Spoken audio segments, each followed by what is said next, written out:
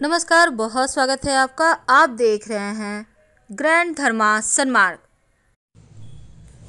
हल्दी तो हर किसी के घर में होता है और हल्दी के बिना हमारा जीवन अधूरा है, क्योंकि खाने में जब तक हम हल्दी डालें नहीं तब तक हमारा खाना शुभ नहीं होगा। शुभ मंगल कार्यों में हल्दी का प्रयोग भी होता है और हल्दी का सीधा संबंध देवगुरु बृहस्पति से है। देवगुरु बृहस्पति जो जीवन में, वैवाहिक जीवन में खासकर महिलाओं के कारक हैं और उनको सुख देते हैं। संतान की प्राप्ति, विदेश से धन।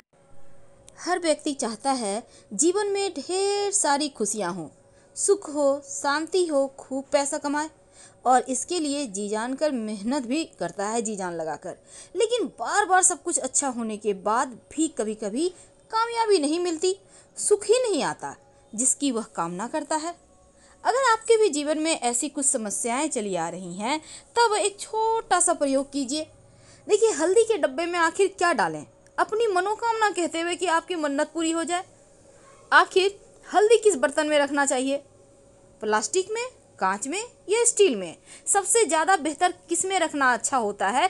किस बर्तन में रखने से राजयोग बनते हैं? तो आइए हम छोटी छोटी खुशियाँ आपके साथ शेयर करेंगे, बातें शेयर करेंगे जो आपके जीवन की खुशियों को लौटा देगा।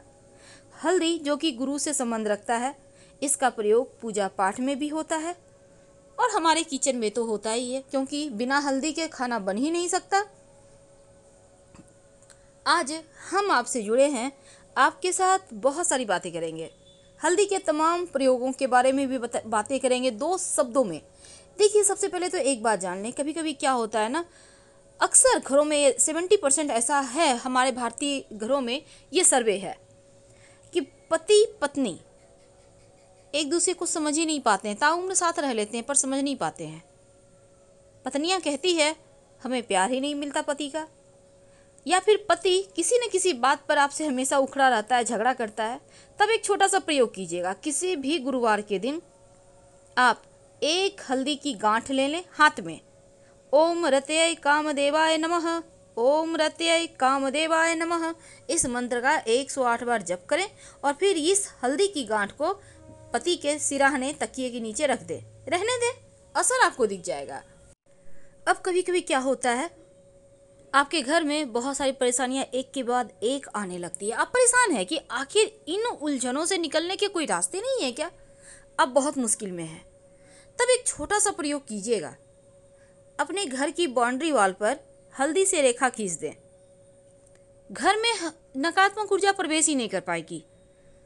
अब आप फ्लैट में रहते हैं, ऊंची बिल्डिंग में रहते हैं, तब क्या करेंगे? अपने घर के मुख्य दरवाजे के चारों तरफ से घेरा बना दें हल्दी की गांठ से। इससे भी आपकी रक्षा हो जाएगी। बहुत सिंपल है। अब एक छोटा सा प्रयोग। कई बार कहते हैं कि ससुराल वाले प्यार ही नहीं करते। ऐसा अक्सर महिलाओं की शिकायत होती है। कितना भी कर लो, कुछ ना कुछ कमियां ही निकालते हैं लोग।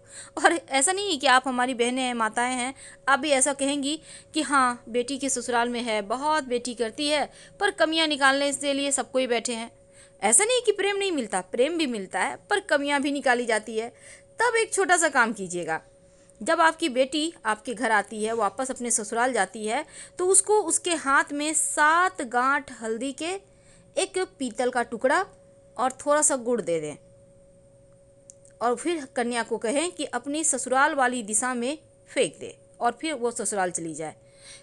दिशा मतलब, अब मान लेते हैं आपके घर से किधर है, पूरब, पश्चिम, उत्तर, दक्षिण, उसी दिशा में फेंक कर चली जाए। फिर देखिएगा प्रेम कैसे मिलता है, क्योंकि ये टोटका है। अब कई बार क्या होते हैं, जीवन में बहुत सारे ऐसे उलझने होती हैं कि उससे बाहर निकलना मुश्किल होता है। एक अंतिम टोटका, कई बार आपके पति किसी गलत चीज़ों के शिकार हो जाते हैं। शराब पी रहे हैं, सिगरेट पी रहे हैं, किसी अन्य महिलाओं के चक्कर में है। अब पत्नियां बेचारी घर में परेशान हो रही हैं। तब ऐसे में एक छोटा सा काम कीजिएगा।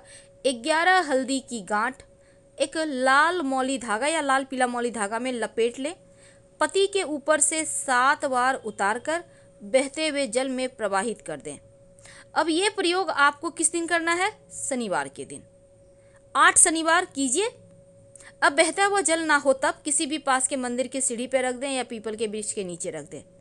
पति पत्नी के नोक झोंक, झगड़े, लड़ाई भी समाप्त हो जाएंगे, प्रेम बढ़ेगा। और अगर आपके घर में लड़की है, कन्या है या लड़का है, विवाह नहीं हो पा रहा, तो जो कन्याएं हैं वो हल्दी की गांठ अपने गले में, बाह में धारण करे, अपने पर्स में भी रख सकता है। और भगवान सूर्य को संभव हो तो एक चुटकी जल में हल्दी डालकर अर्पित करने से भी विवाह संबंधी मुश्किलें दूर होती है। तो ये तो थी हल्दी के कुछ खास प्रयोग। लेकिन क्या आपको पता है, अगर आप नियमित रूप से अपने घर में आपके जो दूध रहते हैं, दूध में एक चुटकी या उससे भी कम हल्दी डाल दें तो बरकत बढ़ जाती है घर में। अब आप सोचेंगे कैसे डाल दें?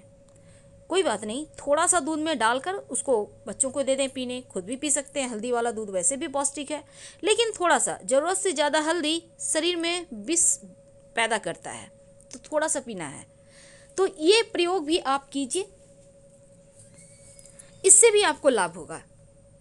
अब सवाल उठता है कि हम जो हल्दी का गांठ है उसको किस बर्तन में रखें? हल्दी का पाउडर जो है, जो किचन में आप यूज करते हैं, तो किस बर्तन में रखें? तो हल्दी जब भी आप अपने किचन में रखिए तो कांच के बर्तन में रखें। हल्दी गुरु का कारक है और कांच चंद्रमा का कारक है।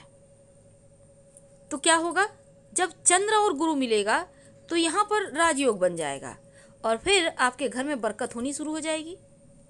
बहुत सिंपल है। लेकिन हल्दी के डब्बे में क्या रखेंगे, उसके पहले एक और बात।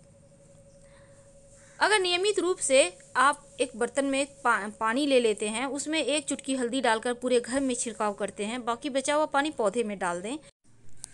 और अगर आपका बृहस्पति यानी गुरु कमजोर है तो पीले हल्दी को बांधकर, पीले हल्दी की गांठ यानी साबुत हल्दी को पीले धागे में बांधकर बाह में या गले में पहने। शुक्ल पक्ष, किसी भी महीने की शुक्ल पक्ष की गुरुवार की सुबह।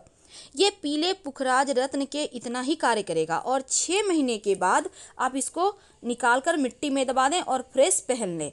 और ये बृहस्पति को मजबूत करता है।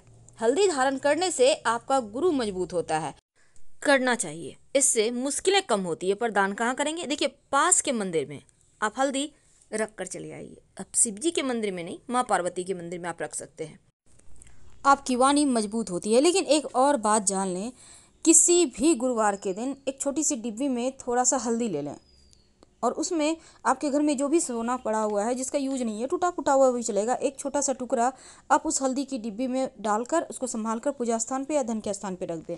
धन बढ़ता चला जाएगा, क्योंकि सोना माँ लक्ष्मी और देवगुरु बृहस्पति हल्दी दोनों का जब मिलन होगा तो जीवन में सोच लें कि कितनी खुशियाँ आएंगी। अगर कोई बड़ी मनोकामना है, लंबे समय से पूरी नहीं हो पा रही है, तो हल्दी एक बर्तन में घोल लें पानी के सहारे। पास के किसी भी पीपल के पेड़ पर इस घुले हुए हल्दी से अपनी मनोकामना लिखें और फिर बिना पीछे मुड़े घर आ जाएं। एक छोटा सा प्रयोग, आपके घर में गोल्ड होगा, सोना टुकड़ा यानी मान लेते हैं नोजपिन है टूटा हुआ है, अंगूठी है टूटी हुई है, कोई भी टुकड़ा या अच्छा ही सोना है आपके पास, तो उसको हल्दी एक डिब्बी में रख कर उसमें उस सोने को रख कर छिपा कर रख दें अपने तिजोरी में ही। देखिए कैसे धन बढ़ेगा। लेकिन दूसरी तरफ अगर आप हल्दी के डब्बे में लाल मिर्च, छोटे छोटे लाल मिर्च ले लें, सूखी हुई, कम से कम 5 या 7, अपनी मन्नत कहते हुए उसमें रख दें।